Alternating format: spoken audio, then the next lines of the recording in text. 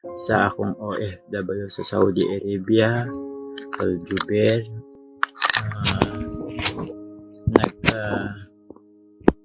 Nagtrabaho ko doon sa company nung bumalik ako ng 2017. Na-combine ako sa hospital ilang beses, pero ang sabi ng doktor, wala daw akong sakit.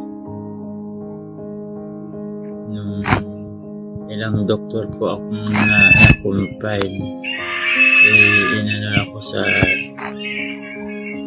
lahat ng katawan ko po, electric po. Sabi niya clear daw yung yung sakit ko, wala daw akong sakit sa puso. Pagkatapos nun yun, na-combine ako na ulit na naman. Sabi niya may asthma naman daw ako. Combine na naman ako ng 2020 hanggang 2021 hanggang 22. Yun. Sabi niya na wala daw akong sakit. Kaya ayun, nalaman ko, nahihirapan ako huminga. Hindi ko alam kung anong sakit ko to. Hindi ko alam, sabi nila asthma daw ako, may asthma, may symptoms daw sa asthma, pero na LCD ako, pero wala na silang nakita clear.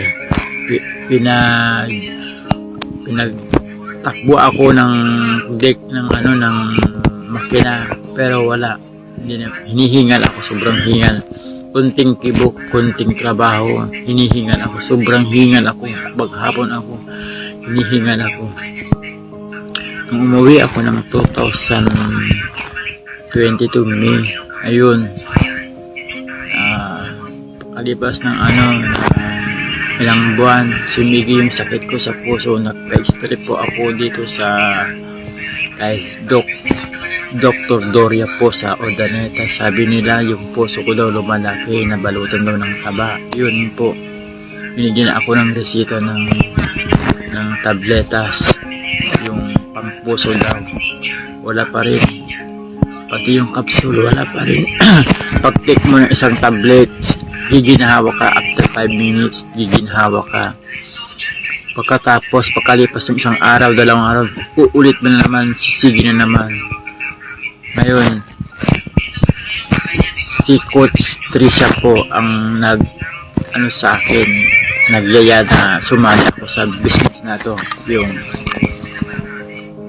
Yung Tao 11 po, sabi niya,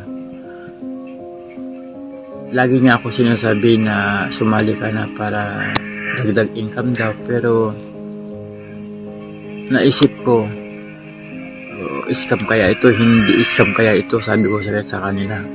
Pero binabaliwala ako nung nalaman ko na sabi ko mag-payment na ako nung October.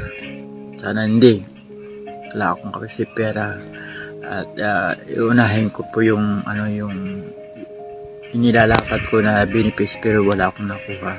Hanggang naisip ko sa sarili ko, sumali na ako para matik ko kung gaano kaganda yung products na Tao 11. Yung mga boosting, yung 8 herbs, yung 11 in 1 po, grease 15 in 1, and yung set pat hindi ko pa nasubukan kasi wala pa ako na order yun. Kaya po ito yung tinik kong gamot.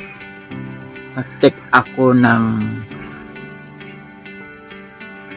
2 beses, isang beses 6 na tablets, yung wala pang laman ng tiyan. Yung sinubukan ko, sa awa ng Diyos, ito yung nakapagpagaling sa akin, yung 11 in 1. Ito po yung